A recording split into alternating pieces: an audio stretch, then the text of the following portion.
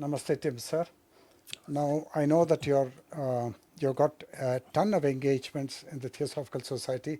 I was reading the posters in the in the dining hall, and in spite of that, you've given me a good chunk of time, 3 hours, 4 hours. So I'm very grateful to you for that.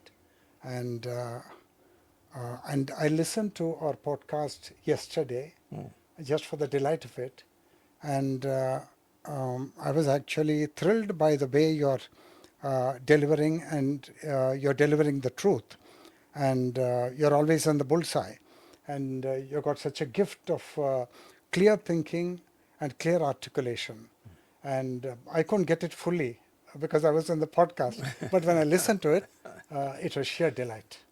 And I just want to thank you for it. Well, I can say it was a joy for me as well. This is not the normal level of conversation that you have from day to day. Okay. Thank you very much, and welcome again. Because yesterday was the Lotus Day in the Theosophical Society World Headquarters, and you were presiding over a few meetings, I think.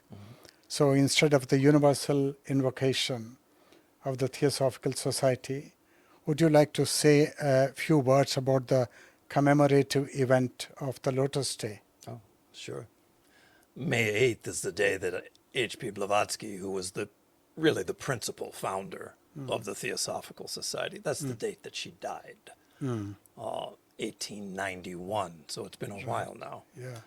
When she died, she knew that there would be people who would want to remember her in different ways. She put in her will a request that on the date of my death, if you want to remember me, do it by reading from 2 books. One of them, the Bhagavad Gita, the other one, The Light of Asia, a poetic rendering of the Buddha's life. Yeah. And so that was the pattern. After she died, of course, to a certain degree, you don't have control over what people do. So the then president said, I want to add one more reading on top of her 2 choices. And one was from a book that she wrote, The Voice of the Silence. Right. And so that program is held, wherever people have some affinity for theosophy around the world on May 8th. So we had that at the international headquarters yesterday. Yeah.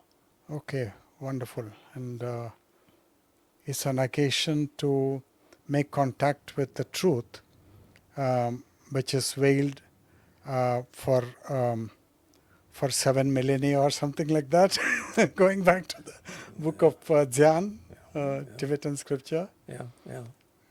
Every opportunity really that we have to kind of lift our eyes.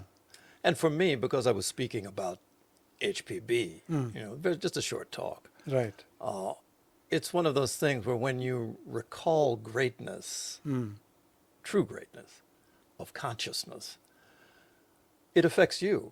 I mean, people may be like hearing what they heard, but to be the one, trying to make the connection with this truly great being, it's one of those things where you feel as if you have stood in the presence during that time. So it's always a wonderful thing when it happens.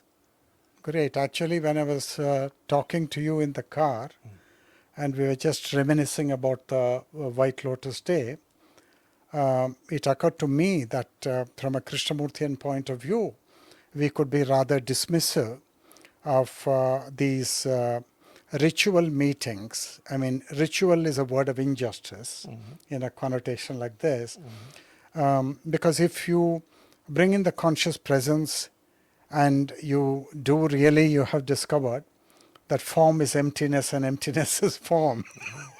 If one has gone so far, then every word that we speak with somebody, and especially on momentous occasions like this, connected to the lives of the Mahatmas, then it's an opportunity for us to make that contact in spite of the veiling effect. Yeah. And the words become charged, not by you, but charged by the remembrance of who it was or what it was. And the ritual aspect,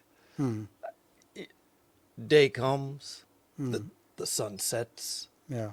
you wake up again. There's a built-in cycles. Right. But coming to understand them ever more deeply, because really when you talk about H.P. Blavatsky, Krishnamurti, people like this, you're talking about people who were in tune. You wouldn't use the word ritual, I guess, because it's something that people would mistake. But they were involved with vast cycles of unfoldment. In fact, they were the ones who came to kind of push these cycles forward and to introduce humanity as a whole, not just a chosen people, Right. to the dawning of this next cycle that we find ourselves, people are feeling, perhaps without any understanding, but everybody is feeling we're on the verge of something. And, I That's think great. conversations like this, we try and talk about what that might be from our understanding level. Yeah. Okay, thank you for reminiscing about the White Lotus Day. It is significant. You see, in the biography of Krishnamurti, they are not kind and charitable to Madame Blavatsky, Mary Lutyens's thing. Yeah, right. And because Krishnamurti himself is a universe by himself. So when you are immersed in that universe, there is not any opportunity for you to go to other lokas of other Mahatmas and see what their universes are like. So when you gave me an opportunity to speak, give 2 online talks under the auspices of the Theosophical Society of Varanasi, in Varanasi, India, and I chose to speak on fulfillment of the vision of Madame Blavatsky through the AI revolution. I actually got an opportunity to discover the depth and the beauty of Madame Blavatsky, which I had honestly not done before. I had done it, but it was fragmentary.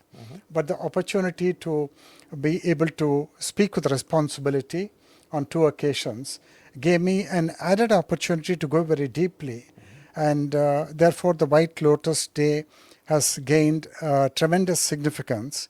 And it is an occasion for us to be in silence and to think about the great work that Madame Blavatsky has done.